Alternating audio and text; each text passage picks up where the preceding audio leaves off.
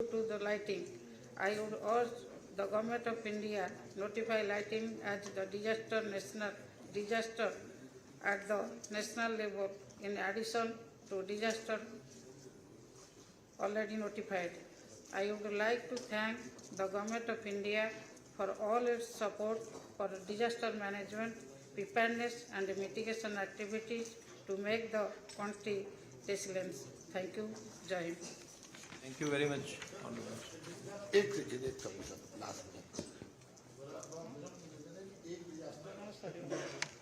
एक रिक्वेस्ट है। एक डिजास्टर हम लोग बड़ा फेस करते हैं, खासकर उड़ीसा, उत्तराखंड, उत्तर प्रदेश लास्ट में आता है हर बार मीटिंग में। कभी कभी जरा उल्टा चल लिया करिए, सोचते हैं कि हमको अपनी बातें कहने का प्रॉपर मौका मिल जाए। वो मिला है मौका, पहले या बाद में नहीं, सबकी बात सुनी गई। अब मैं माननीय गृह मंत्री जी को अनुरोध करता हूं उनके वक्तव्य के लिए।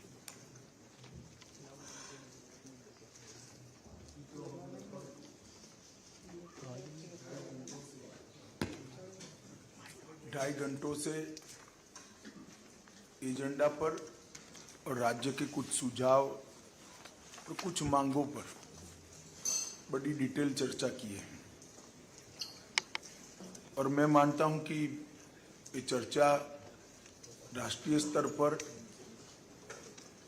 नीतियों को बनाने में और नीतियों में बदलाव करने के लिए बहुत महत्वपूर्ण है। इससे केंद्र सरकार की काफ़ी मदद भी मिलेगी, क्योंकि आपके जो सुझाव आए हैं वो जमीनी स्तर से डिजास्टर मैनेजमेंट के कंसेप्ट को जमीन पर उतारने में जो प्रैक्टिकल दिक्कतें हैं इसके संबंधित है और कुछ पॉलिसी मैटर में भी राज्यों ने अच्छे सुझाव दिए हैं। समय कम है इसलिए काफी लोगों को रोकना पड़ा है, मगर आपने ऑन रिकॉर्ड जो आपका स्टेटमेंट यहाँ पर रखा है उसको मेरा विभाग बिंदुवार इसका अध्ययन कर राज्यों को रिस्पॉन्स भी देगा और इस पर आने वाले समय में क्या क्या कार्यवाही हो सकती है इस पर हम चिंता करें। विगत 9 वर्षों में यह क्षेत्र में केंद्र सरकार और राज्यों ने मिलकर काफी उपलब्धियां प्राप्त की है, इससे कोई डिनाई नहीं कर सकता, मगर हम संतुष्ट होकर नहीं बैठ सकते, क्योंकि आपदाओं ने अपना स्वरूप भी बदला है, आपदाओं की फ्रीक्वेंसी भी बढ़ी है और आपदाओं की तीव्रता भी बढ़ी है। तो हमने हमारी तैयारियों को इसके साथ ज्यादा पैनी करनी पड़ेगी और ज्यादा व्यापक भी करनी पड़ेगी। कई जगह पे अलग अलग प्रकार की नए क्षेत्रों में भी आपदा का अनुभव आ रहा है, बाढ़ के नए क्षेत्र उभरते जा रहे हैं। कई नए स्थानों पर भी गर्मी की लू के थपेड़े सहन करने पड़ रहे हैं और इस सब के लिए हमने देश से नाते अपने आप को तैयार करने पड़ेगा। वैसे हमारे देश में डिजास्टर मैनेजमेंट कोई नई कल्पना नहीं है। चाणक्य के अर्थशास्त्र से लेकर पौराणिक समय में राज्य प्रशासन के जितने भी हमारे पास दस्तावेज उपलब्ध है, हर जगह पर समय समय पर आपदा प्रबंधन की बात की है। परंतु हमारे देश में लगभग 2004 के बाद आपदा प्रबंधन पर राष्ट्रीय स्तर पर व्यापक विचार विमर्श के बाद केंद्र और राज्य स्तर पर इस पर एक सामूहिक जवाबदेही और सामूहिक रिस्पॉन्स इसको तय भी किया गया और मैं मानता हूं बहुत अच्छे से 2000 की साल से लेकर 2023 तक की यात्रा को हमने किया है। कोविड के समय प्रधानमंत्री जी के नेतृत्व में राज्य के सभी मुख्यमंत्रियों ने साथ में रहकर सदी की सबसे भीषण महामारी का बहुत सफल सामना हम कर पाए हैं। उस कठिन समय में हर मोर्चे पर केंद्र और राज्य और जनता तीनों ने मिलकर एक लड़ाई कैसे लड़ी जा सकती है, इसका उत्कृष्ट उदाहरण विश्व के सामने रखा है। 220 करोड़ से ज्यादा टीका लगाना, करोड़ों गरीबों के भूख को ध्यान में रखते हुए उनके खाने पीने की व्यवस्था करना, लाखों की संख्या में मजदूरों को अपने गृह राज्य में वापस पहुंचाना और डीबीटी के माध्यम से कोई घर में चिंता न रहे, इस प्रकार की व्यवस्था हम कर पाए हैं, हम सब के लिए संतुष्टि का विषय है। जैसे मेरी ओपनिंग रिमार्क्स में मैंने बताया था, कुछ साल पहले हमारा दृष्टिकोण आपदा को लेकर राहत केंद्र और रिएक्शनरी था। हम केवल रिलीफ और रिहेबिलिटेशन की ही चिंता करते थे। विगत 9 साल के अंदर early warning system, prevention, mitigation और पूर्व तैयारी आधारित आपदा प्रबंधन के नए अध्याय हम सब ने सामूहिक रूप से, सामूहिक मेहनत और सामूहिक लगन से इसको जमीन पर उतारा है। आपदा मित्र योजना, कई सारे आपके सुझाव मिले हैं, मगर ये अपेक्षा भी ठीक नहीं कि सारा कुछ केंद्र ही कर देगा, मगर इस पर हम जरूर कुछ सोच पाएंगे तो सोचेंगे। परंतु 350 बहु जोखिम आपदा संभवित जिलों में लगभग 1 लाख युवा वॉलेंटियर को तैयार करने का हमने जो लक्ष्य रखा है, इससे कई सारे आपदाओं की घटनाओं में हमें बहुत अच्छे नतीजे मिल रहे हैं। इसका जो एनालिसिस हमारे सामने आ रहा है वो बहुत सकारात्मक और उत्साहवर्धक है। हमने एक नई पद्धति भी चालू की है। आईएमसीटी की टीम जो भेजना है, पहले राज्यों के ज्ञापन की प्रतीक्षा कर कर ज्ञापन आने के बाद भेजते थे। हमने प्रोएक्टिव तरीके से पिछले 4 वर्षों में 10 ही दिनों के अंदर 73 बार आईएमसीटी की टीमें भेजकर केंद्र ने प्रोएक्टिव तरीके से राज्यों को मदद करने के लिए कदम उठाए हैं। और इसके कारण 2005-06 से लेकर 2013-14 तक 9 वर्षों में और 2014-15 से लेकर 2022-23 तक 9 वर्षों की तुलना में एसडीआरएफ पहले जो 35,858 करोड़ रुपया बांटा गया था, इसकी जगह 3 गुना बढ़ोतरी लगभग 1,04,704 करोड़ हुआ है। और एनडीआरएफ से जो पैसा जारी किया गया 25,000 करोड़ की तुलना में 77,000, उसमें भी करीब करीब 3,000 करोड़ की बढ़ोतरी हुई है। मैं बात इसलिए बताना चाहता हूं कि प्रोएक्टिव अप्रोच से और बजटरी प्रोविजन आपदा के जोखिम के न्यूनीकरण और बाद में रिलीफ और रिहेबिलिटेशन, इस सभी क्षेत्रों को आच्छादित करते हुए जो बजटरी प्रोविजन केंद्र ने और राज्यों ने बढ़ाया है, इसी का ये परिणाम है। 21 में नेशनल डिजास्टर मिटिगेशन फंड का गठन किया गया, लगभग 16,700 करोड़ रुपया एसडीएमएफ के अंतर्गत केंद्र के अंतर्गत और SDMF के अंतर्गत 32,031 करोड़ रुपया समन के लिए हमने जो किया है, उसका भी मुझे लगता है लॉन्ग टर्म बहुत बड़ा फायदा ये लड़ाई लड़ने में हमें होने वाला है। इंडिया डिजास्टर रिसोर्स नेटवर्क, इसकी राष्ट्रव्यापी सूची बनी है। लगभग 1 लाख नए रिकॉर्ड्स जनरेट किए गए हैं। नागपुर में NDRF की एकेडमी की आधारशिला रखी गई है। लगभग काम समाप्ति के आरे पर है। 354 करोड़ से कॉमन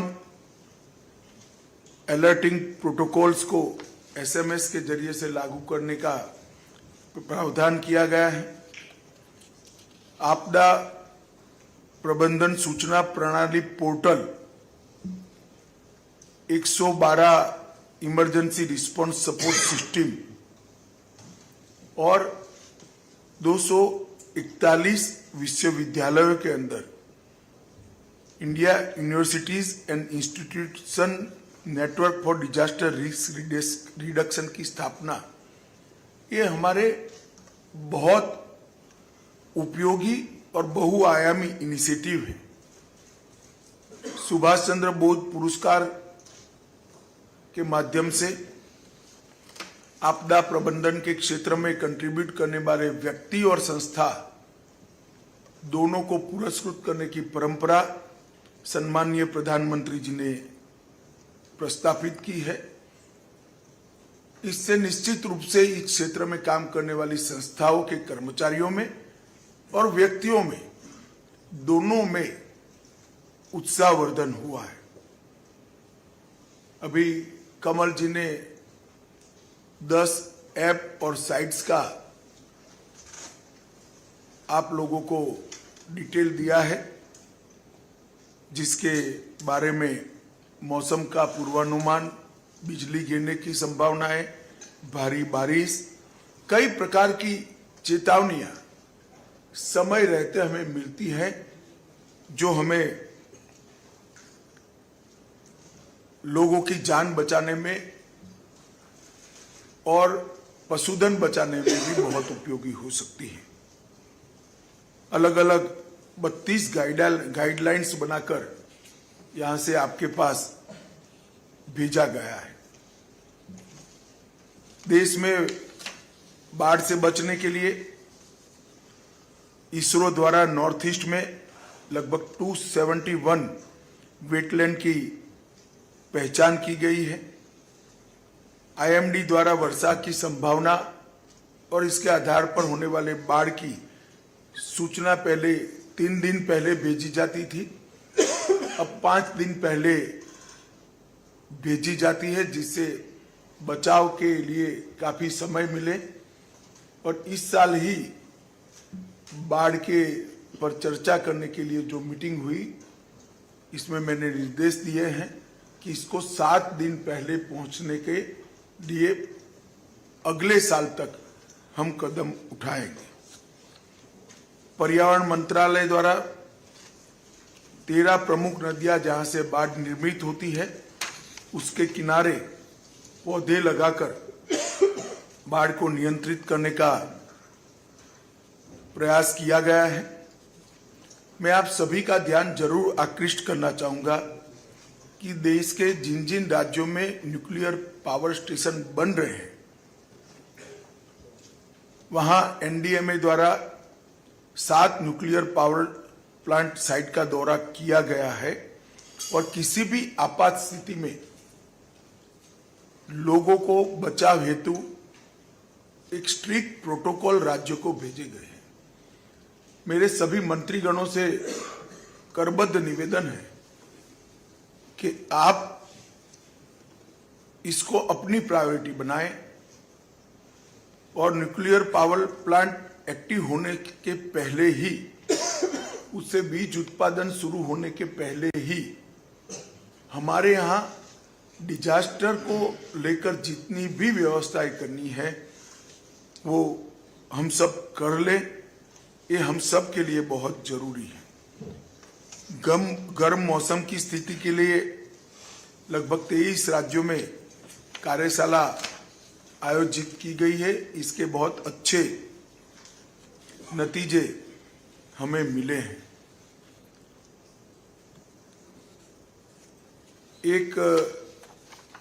कुछ राज्यों के द्वारा किसानों के मुआवजे के लिए कुछ सुझाव दिए गए हैं। इसको निश्चित रूप से हम गंभीरता के साथ देखेंगे भी, मगर मैं साथ में ये भी कहना चाहता हूं कि राज्यों ने भी अपने यहाँ बजटरी प्रोविजन में, ये बहुत सार्थक बजटरी हेड है, इसके अंदर प्रोविजन को बढ़ाना चाहिए। मॉडल फायर बिल जो यहां से भेजा है, केवल 7 ही राज्यों ने इसको एडॉप्ट किया है। मैं आज शाम को ही आप सभी को पत्र लिखने वाला हूं। जहां बाकी है, मेरा सभी से निवेदन है कि मॉडल फायर बिल को हम लोग एडॉप्ट करें और राज्यों में एक समान कानून लाने के लिए है हम प्रयासरत रहें। लगभग सामान्य चेतावनी प्रोटोकॉल के लिए जितनी भी चीजें तय की गई थी, ये सभी पूर्ण है। तटीय सायरन के साथ पीओसी प्रगति पर है, बाकी सारे काम पूर्ण किए गए हैं। आपदा प्रबंधन योजनाएं जो करनी होती है, मुझे आनंद है सभी ने इसके लिए अच्छा काम किया है और जिला आपदा प्रबंधन योजनाओं को भी आगे बढ़ाया है। मगर 8 राज्यों के 87 जिलों में डिस्ट्रिक्ट डिजास्टर मैनेजमेंट प्लान बनना लंबित, सभी राज्यों के मैं नाम नहीं लेता, परंतु अपने अपने राज्य में जहां पर डिस्ट्रिक्ट डिजास्टर मैनेजमेंट प्लान बनना बाकी है, वो सभी मंत्रियों से मेरा आग्रह है कि इसको जल्दी ही हम समाप्त करने की दिशा में काम करें। थंडरस्टॉर्म एंड लाइटनिंग के लिए राज्य स्तरीय कार्य योजना यहां से प्रेषित की गई है।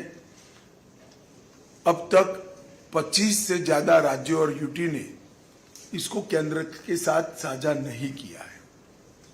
मेरा आप सभी से आग्रह है कि इसको आपके प्रायोरिटी के क्षेत्र में रखिए।